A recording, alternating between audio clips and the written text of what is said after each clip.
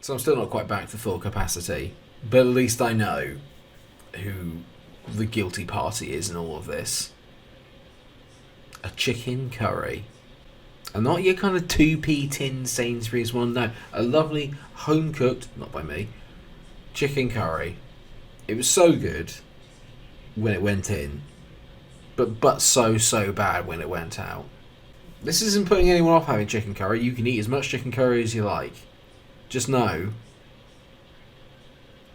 that if you're not careful, you could be me. Good public safety announcement there. Love that. Right, on with the show.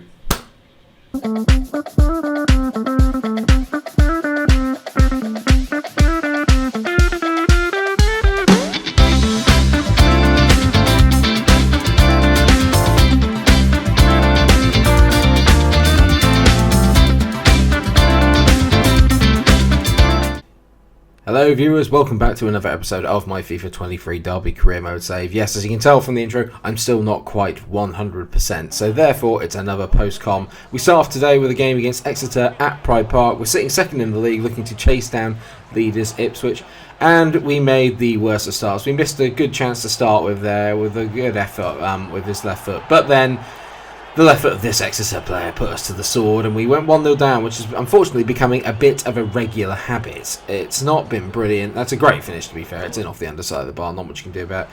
We did bounce back in this game very well, though. Bird making a very good interception there and Sibley trying to test the goalkeeper but not quite getting around the defender. Knight finds the ball to Dobbin, who plays out to Graylinger. Graylinger to Dobbin. Dobbin to Sibley, and of course the goalie makes a brilliant save. He just didn't quite connect with it well as Louis Sibley, who's easily been our player of the season so far for me, and definitely his player of last episode. We continue the pressure as Knight gets on the ball here, finds Sibley into Dobbin. It's a very deadly partnership at the moment, is Sibley and Dobbin. Dobbin has come in ahead of Mendes-Lang now as he's in better form, and Dobbin the house elf adds yet another goal to help Harry Potter in his quest at Hogwarts. It's not that. You can't copyright that, surely. Exeter weren't quite done though, and the game really toed and froed in this second half. You can tell here Collins plays a good ball to Stansfield, and it's a brilliant effort. Just comes back off the bar. And I have to say, our goalkeeper Borjan has made a massive difference to the team. He plays a really big part in today's episode, as you will see. I made some changes with Mendes-Lang and Toure coming on for the front two. Graylinger also went off for Munir, which is a bit of an odd selection. Graylinger is one of my kind of standard go-to players, but I have to say Munir has impressed me when he has come on. Not a lot really did happen other than that in terms of in the centre half. A lot of it is played inside the park, but you can tell that Toure, things always happen when he's there. He lays in Munir, and in the 91st minute, Munir scores the winner. We needed it so badly. We huffed and puffed in this game quite a lot, but fortunately we managed to grind out the win that we needed. When Toure comes on, things just happen. He always ends up with a goal or an assist or being part of the fundamental play that gets us goals. He might not be attribute-wise brilliant, but he's just one of those players that just has something. He just causes carnage. A really, really good way to start the episode. A crucial 2-1 win at home to Exeter, who are doing very well in the league at the moment. They played some absolutely brilliant football, but we just managed to get through it. You can tell that we did dominate overall with 13 shots to their 5. But I'm still not safe at the moment. The board are really, really putting the pressure on me, and I think it's because I'm meant to try and get 7 home clean sheets this season. And as we all know, me getting any clean sheets is very difficult. But hopefully we could notch one up at home to Peterborough, who are doing okay in the league, but not brilliant. Bird finds the ball in there to Langoy, and he turns on the sixpence and bangs into the back of the net. If we are going to have a push at the title, this man needs to stay fit and needs to stay in form. He is crucial to the way that we play. He's such an important, pivotal player. And look, fingers crossed that he just keeps on banging in the goals. He's top goal scorer of the league at the moment. Long may that continue. Bird whips in the ball here, and again, Langoy. We get 2 goals in the first 20 minutes. 2 for him. Absolutely exactly what we needed. I'm pretty sure actually originally I thought, oh my god, Godwin Malief again, because he's always on that front post, but it seems Langoy has taken up that position now. That is arguably header of the season. It's a lovely looping header into the back of the net. Great effort. But as usual with me, the clean sheet was not to be. Thompson whips in a brilliant ball, ran to the back post, and Randall gets his first goal of the season. Of course he does. I can't tell if it's poor defending or if it's just a brilliant ball. I mean, two of them could have scored there, and Borjan's got absolutely no hope of saving that. Start of the second half, and again, we didn't really kick off very well here. Peterborough started showing their class a bit. Clark Harris up front is an absolute nightmare on this game as Thompson finds Marriott. The front two are giving me absolute nightmares, to be fair, but Borjan comes to the rescue there, and he was going to again just a few minutes later. That's arguably one of the best saves I've seen on FIFA this year. He can't see it, it's come from behind some players, and yet he still manages to tip it round the post. We try to respond there as someone tries to take Max Bird out there. He chips a lovely ball out to the right hand side. Barkhuizen on it here. Good inside ball to Sibley. Sibley into Mendes-Lang. He finds Lungoy, and he can only hit the post and then miss the rebound. I thought that was in. I would have put my house on Lungoy scoring that.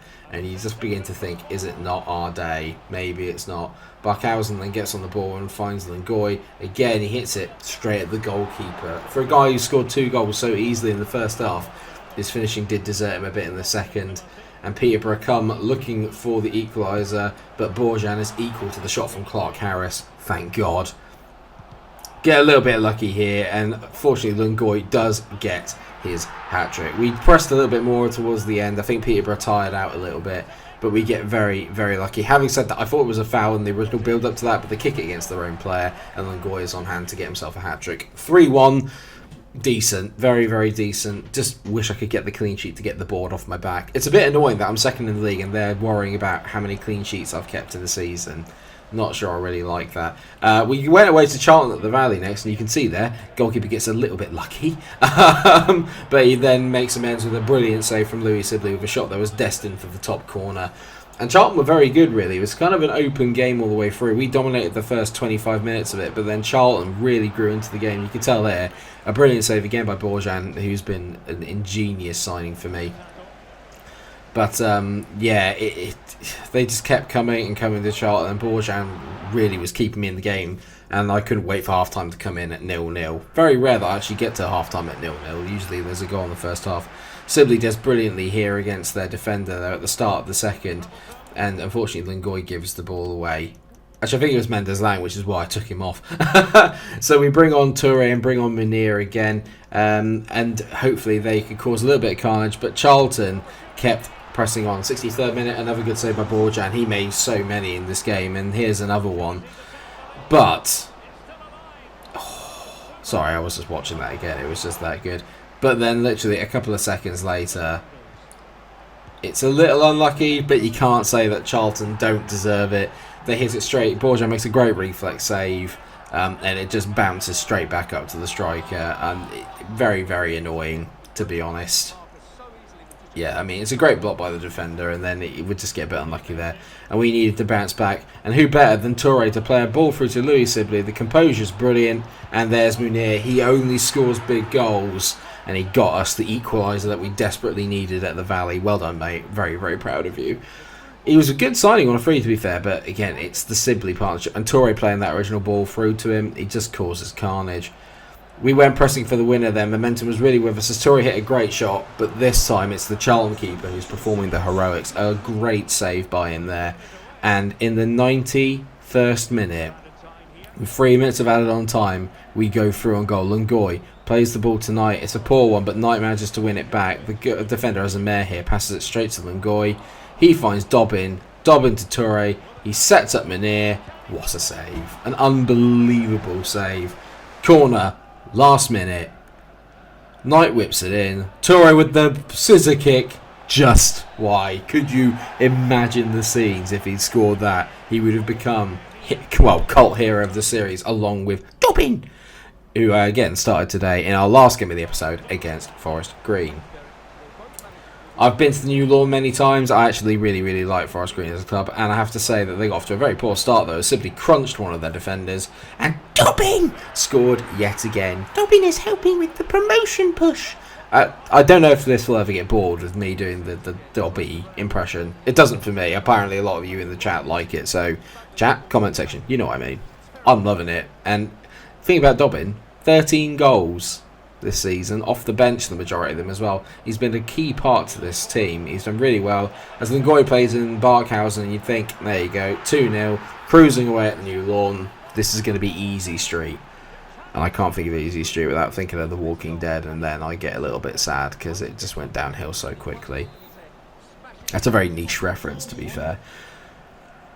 But Forest Green, as usual, managed to get through my rock-solid defence as Connor Wickham manages to somehow outpace my defence. Don't even ask about the marking. I don't even want to talk about it. It wasn't brilliant, but Connor Wickham, bit of a veteran now at this age, still manages to keep up and manages to put a good finish past Borjam. He can't be disappointed with it. He couldn't get anywhere near it, to be fair. The first half was very, very exciting in this game. There were so many chances. Barkhausen plays a great ball across the line here. Munir, who started, misses a sitter. Very, very kind of like Darwin Núñez-esque, or if you saw the one from the Shakhtar Donetsk guy in the Champions League the other day. It's very like that. I kept just trying to square it at Barkhausen where I should have shot it, and I really could have put this game to bed by the end of the first half. Second half was a little bit better, and we do actually put the game to bed as Lingoy finishes for a third. It's a lovely little move, sweeping from right back to left. Play a great through ball for him. His movement is sensational. He always manages to find space. No idea how. And it's a lovely finish on his left foot. And we win the game comfortably 3-1, which seems to be the order of the day at the moment. 3-1 wins. Yes, please. That leaves us then 9 points behind Ipswich. We've managed to gain 2 points on them in this episode. If we'd only beaten Charlton, we could be down to 7.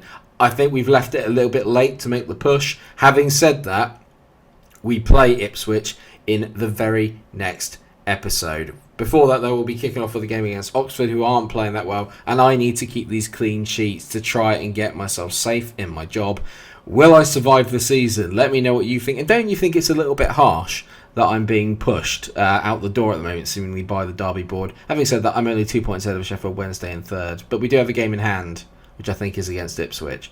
How are we going to get on in that game? It's away at Portman Road. Let me know what you think in the comment section. Thank you so much for watching. Please remember to like, share, and subscribe. And until I see you again, take care of yourselves, everyone, and stay cool.